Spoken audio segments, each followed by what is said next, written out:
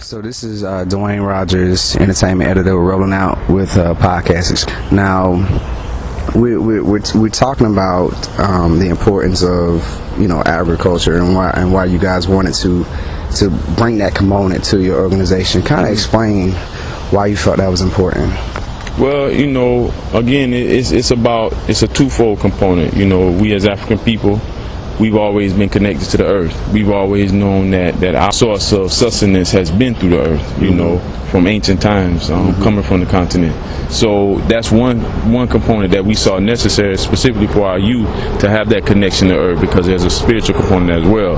But even now on the practical side is that we can grow food, have it here, and we can distribute amongst ourselves. So anytime we have a food shortage or prices of food go up, or we just don't have access to good quality food, we have it grown here and we know where it's coming from. So food security is very, very important to us. So teaching the youth specifically in this area in Mechanicsville is important, because the disconnect between the food that they eat and where it comes from, there's a serious disconnect. They don't see that process. Right. So for them to see that process of planting a seed in the ground to it growing to bearing fruit to you picking that fruit now and you using it to eat is a powerful process, because it's teaching them the lessons of patience. It's teaching them the lessons to see things through all the way, to nurture things that they may not normally have in their environment. So this is a way to let them see the humanity within themselves through growing food, through being a part of nature.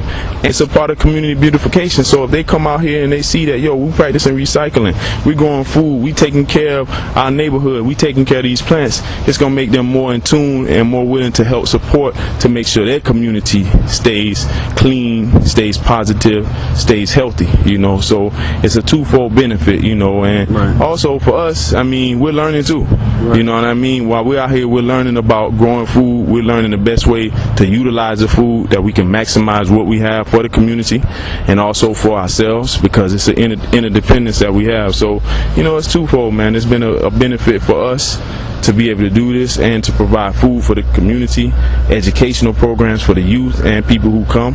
So it's major. Now, something that you said struck me as interesting as far as the community component. Now, there are other communities that do pool their resources and do things like produce food.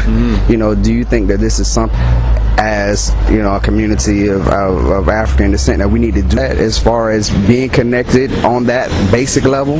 It's real, because really how I see food security going now as we move forward is that we're going to have local pockets of food. Instead of it being one big food producer that's supplying food for the whole country, I see a more sustainable way of doing it is where we have local pockets. So in every city, every town, you have local food growers, because there may be times when the price of gas is skyrocket. So to get that food from California, off of the coast of California over here to Georgia, to Florida, to New York, or wherever it may be coming, that's going to be high.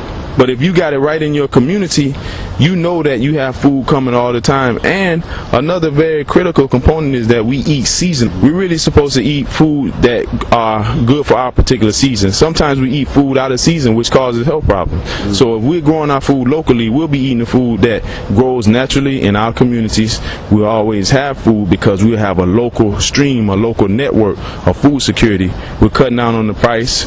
Our food is much fresher, because it doesn't have to transport from the east to the west coast or wherever. So doing those things is important. And also what it does is, dealing with agriculture, it's a social component too. So when we come out here and we have our community garden days, it's not just about working in the garden. It's not just about communing with the plants. We're communing with each other. So we're getting neighbors. We're getting to know our community. So it's really a way to build food security, but also for us to get to know each other and to build a stronger unity in our community, so we have less crime, we have less violence, we have more love for each other.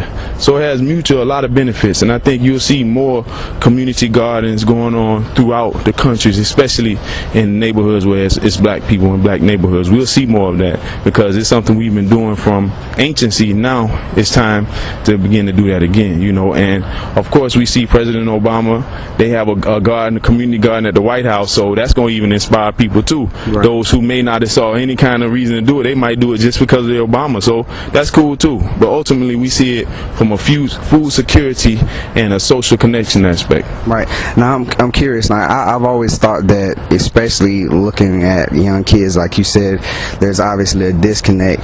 I also feel like it's a disconnect as far as caring about like the earth, or caring about just taking care of stuff. You know what I mean? Have you, as you've been working with these kids, have you seen like a shift in their mindset as far as being more aware of recycling, or you know, where food comes from? Have you seen that shift in mentality?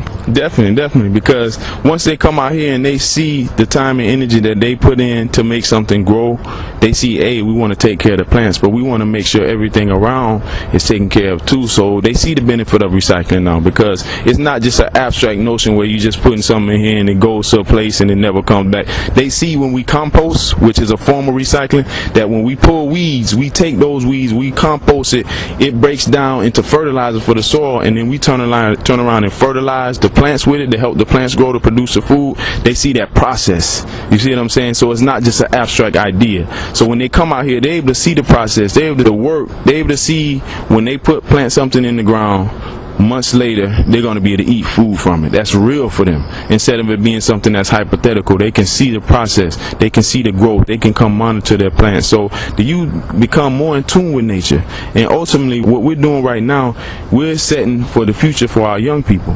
You know, so if they're aware environmentally at a young age, 3, 4, 5, 10, 11, 12, if they're aware of what they're doing to the environment and how they can benefit the environment, it's going to help in the long run. Some of the things that we've done to destroy the earth in the past, it's going to be the youth who are going to have to turn that around, turn that cycle around. So that's why we work with the young people, especially those who we work with the young people who people may say, yo, they're having issues in school, they're having problems, they can't learn.